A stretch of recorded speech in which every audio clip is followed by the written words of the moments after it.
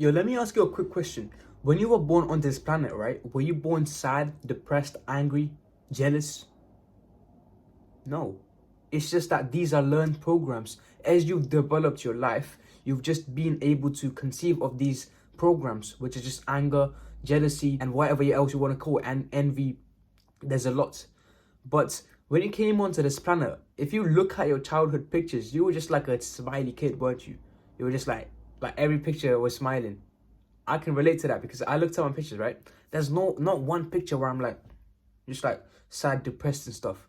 Because that is how we are born on this planet and that's how we're supposed to be. I'm not saying depression or anxiety is a bad thing, but I'm just saying that childlike spirit that you had when you came here, that is exactly what you need right now.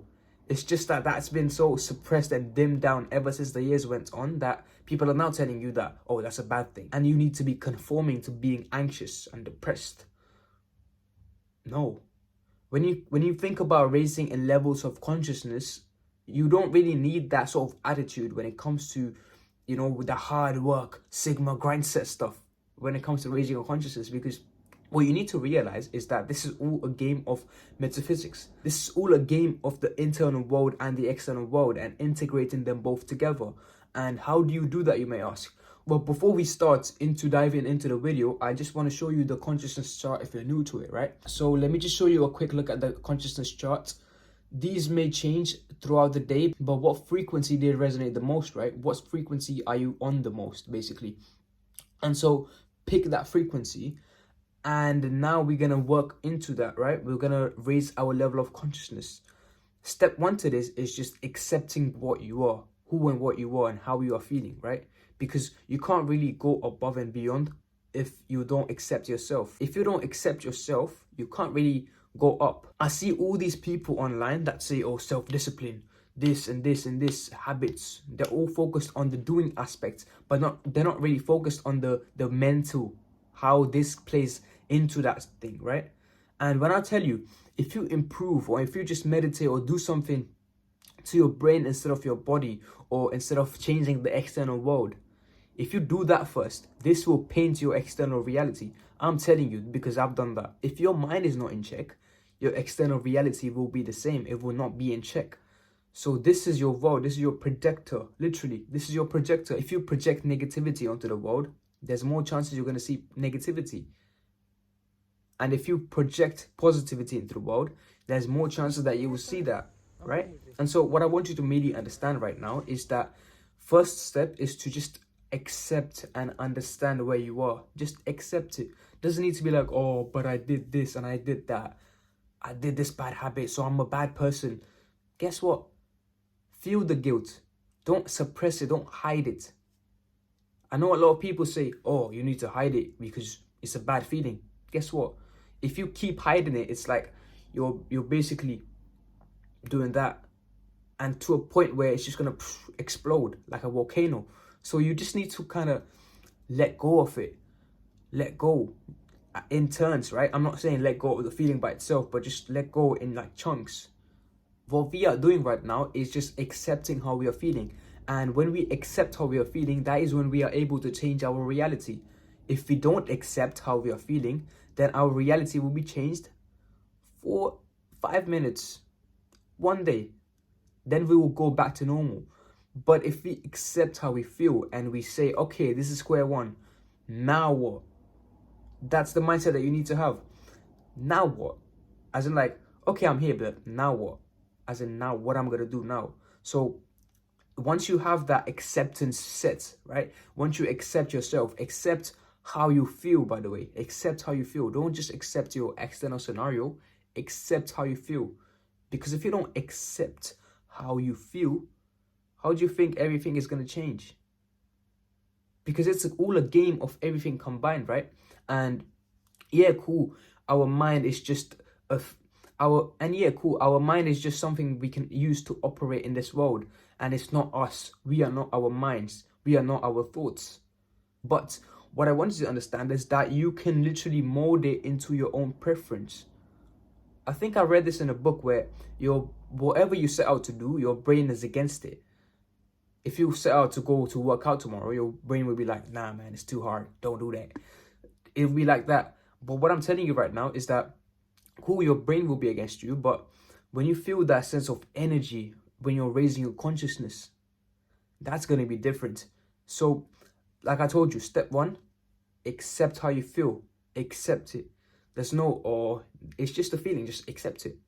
Right? Cool. Now what we're going to do is that we are going to raise in levels of consciousness. A lot of the work which I'm doing here right now is not really self-improvement, it's self-healing, right? It's decompressing the blocks that you had, because I feel like building is good, but like before that, you need to see where your false belief systems are, where you've stored a lot of emotional baggage, right? And so when we lower that down, automatically our brain sort of rests, our mind rests. It's like a state of presence, and you really feel it. And so now what I want to share with you is a paradigm shift, right?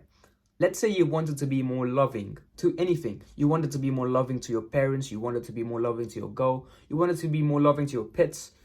You wanted to be more loving just in general when you're going outside. How can you do that? Well, first you may think, oh, but I'm not loving, so I need to look at things on how to be more loving. I need to do things in order to be more loving, right? From a certain level of consciousness, yes, you need to do that. But when you transcend into levels of consciousness, that will be your default state. Love will be your default state, right? But how do you tap into it when you're just in despair, or if you're just like that, right? Well, what I want you to understand right now is that whatever you're feeling, you've accepted it. You accept that feeling. Now what we're going to do is that we're going to shift into different paradigms. Here you were saying, oh, but I just can't be loving to people, right? Well, shift to a paradigm. What if you already are loving, and what's blocking you from it? What's blocking you from expressing that feeling? Is it self-hate? Do you hate yourself? Is it that you feel you're not worthy? And what I just asked you right now is a shadow question. And these shadow questions are for your unconscious mind, right? To pick up signals. Now, when I asked you that question, what was your honest reaction? Because most likely it was, boy, I already love myself. I'm worthy. Do you truly feel that way? That's a question for you to ask, because honestly, when I ask myself that question, I'm going to be completely honest. I wrote a lot of things. I asked myself, why do I not feel worthy? And I wrote a paragraph. That was long, man. Honestly. Damn. And when you look at it that from that perspective, your unconscious mind will be integrated with your conscious mind, right? And don't worry, man, I'm gonna make like an hour worth video on this, which is gonna be fun because I've literally been working on it recently. And so when you integrate your shadow with your actual personality, you will see the changes, because you're integrating the dark side inside your mind, and the conscious side is like literal power. But what I want you to understand right now is that in order to transcend in levels of consciousness, it's not really a game of I need to do a certain amount of things in order to tap back into it. It's just that you need to tap into the feeling back in, right? You can tap into essence at any time. It doesn't need to be, oh, I need to think about it. I need to do these things. I need to meditate for 5 hours in order to reach this state. No, it's just a feeling that you can just tap into anytime, honestly. I think a lot of people get confused when I say that you can just tap into the feeling, man. It's not really that much. But they feel like they need to do 100 things because that's the conditioning that we went through. In order to achieve a certain thing, we think that we need to put in large amounts of work for it. When honestly, when it comes to the feelingness and what you're doing, you don't really need to put in that much work, effort, grind. It's not that difficult. And I'm not saying this in a way to make you feel, oh, you can't do it. But honestly, I'm just telling that to myself as well. It's not that difficult to tap back into alignment. And what I want you to understand right now is just that change your paradigm. Instead of viewing it that you want to do it, you want to be confident. I want to be confident. I'm going to look for videos that make me more confident. I'm going to look for things that make me more confident. I'm not going to look for things anymore. I'm just going to say, what if I'm already confident? What if that is my default state? And what is the blockages put onto my confidence? What is something that is blocking my confidence? And I'm going to work on that first instead of just looking for things that will make me confident. What if that is our default state? What if the thing that you want is your default state, and what is blocking you from achieving it? When you tap into that paradigm of just you having it already, but how can you get it unblocked?